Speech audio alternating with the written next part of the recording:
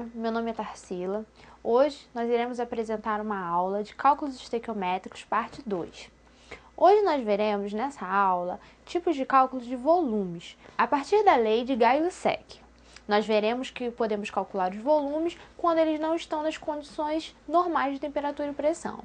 Nós também veremos casos particulares de cálculos estequiométricos, como quando nós temos rendimento, pureza, excesso de reagentes e também reações consecutivas.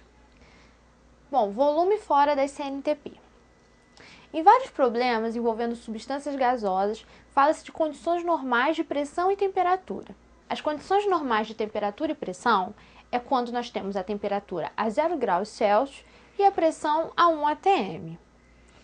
Dessa forma, quando nós temos essas condições normais, o volume dos gases será um volume ideal que é de 22,4 litros.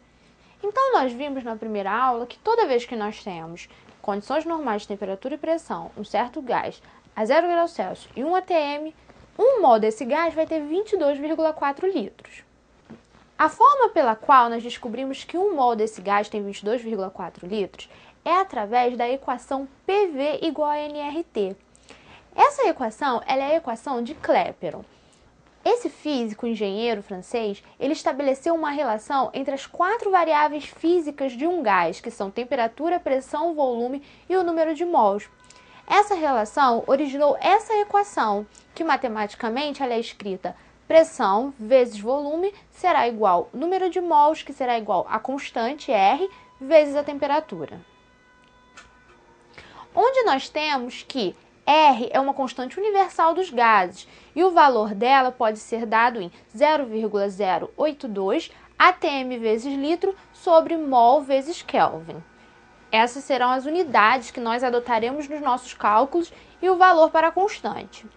E o N dessa fórmula, ele é o número de mols do gás, cujo valor ele pode ser determinado a partir da razão entre a massa do gás e a massa molar do mesmo.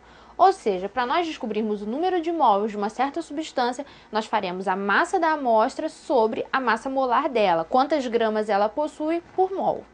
Então, considerando esse valor para a constante de 0,082, nós veremos que, para a equação PV igual a nRT, serão utilizadas as seguintes unidades. A pressão será dada em atm, o volume será dado em litro, o número de mols pela unidade mol, a massa será dada em gramas e R é a constante dos gases perfeitos, atm vezes litro sobre mol vezes Kelvin. E a temperatura sempre deve ser passada para Kelvin.